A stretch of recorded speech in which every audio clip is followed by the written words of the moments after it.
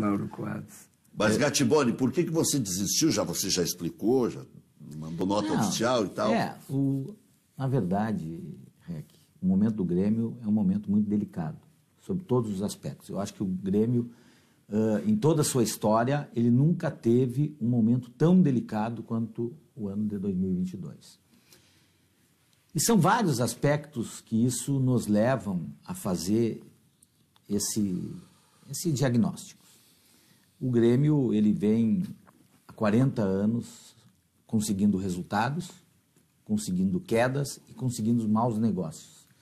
É um círculo vicioso que estamos completando a terceira volta desse ciclo. Espero que o que está faltando agora é um mau negócio que não seja feito. E para isso que eu, como torcedor comum, que foi uma palavra muito utilizada, me apresentei como candidato. Naquele momento eu era candidato de mim mesmo, mas eu tive e tenho, e sem falsa modéstia, uma condição, e está aqui o meu professor, eu também não posso dizer que, porque nós somos nós e nossas circunstâncias, a gente vai aprendendo de acordo com a vida. Eu tenho 55 anos, sou um advogado de relativo sucesso, sou um empresário também da construção civil, onde eu diversifiquei.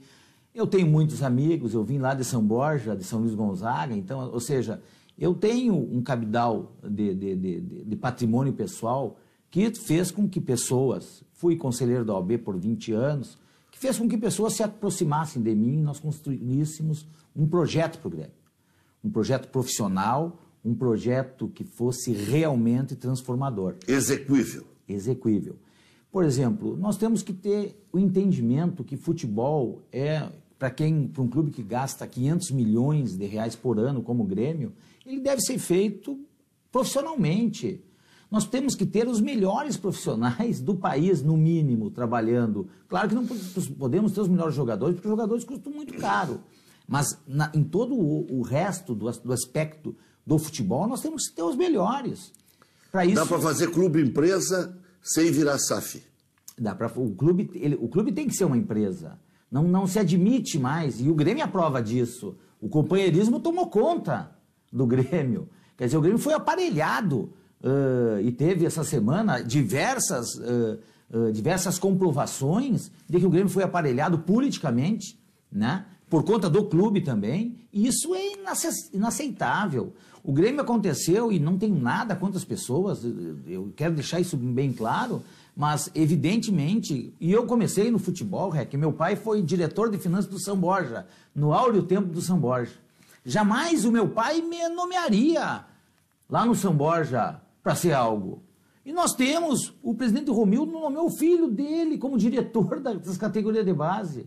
Olha, nós temos que ter uma velocidade e uma sapiência do Grêmio, porque o Grêmio é uma instituição, assim como o Internacional, professor Hélio, uma instituição de 11 milhões de torcedores. Eles falam em 8, coisa, não é 11 milhões, qualquer lugar do mundo que a gente vai, porque nós somos muito bairristas, a gente não deixa de ser o que nós somos. E nós levamos para os outros.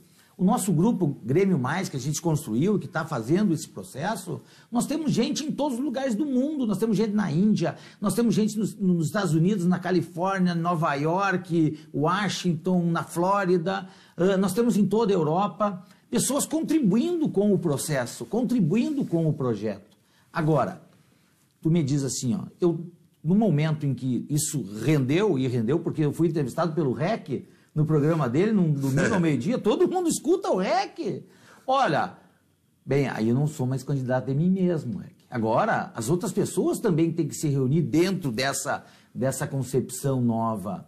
Porque o que eu trago? Eu trago que o Grêmio tem que ser fim. O Grêmio não pode ser meio, o Grêmio não pode ser trampolim para ninguém, para nada. Eu não tenho, pretensão nenhuma que não for no Grêmio. Evidente que existe, o Grêmio é um clube de quase 119 anos da história. O Grêmio foi construído por todas as gerações que passaram por lá. O que nós temos que fazer agora é rediscutir a participação. Não pode 3, 4 famílias decidirem todos os destinos de 11 milhões de pessoas. O Grêmio é um clube hoje altamente popular.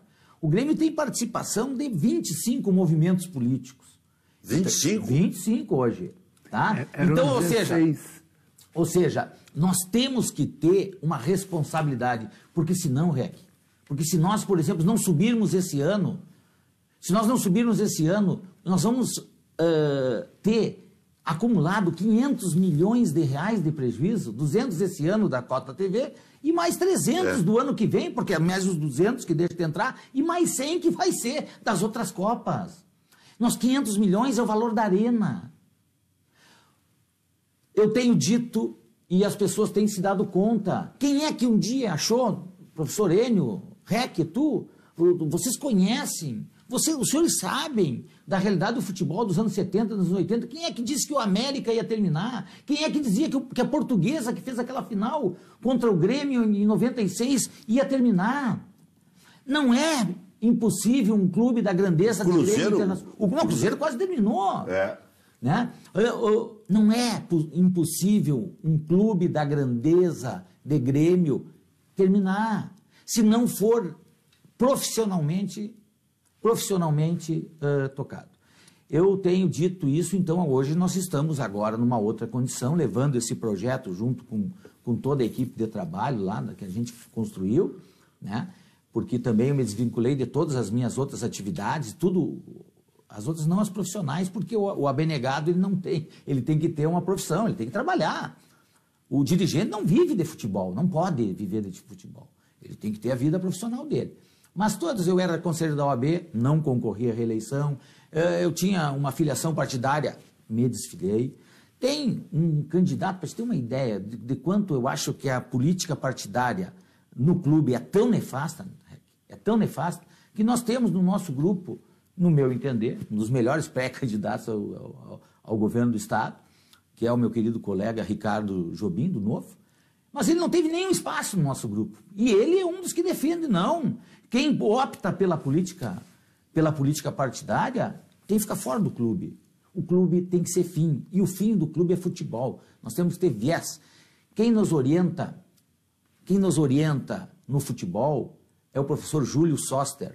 O professor Júlio Soster é uma das maiores autoridades de futebol da história do Rio Grande do Sul. Ele formou todos esses managers, que são os bambambam hoje, professor Hélio.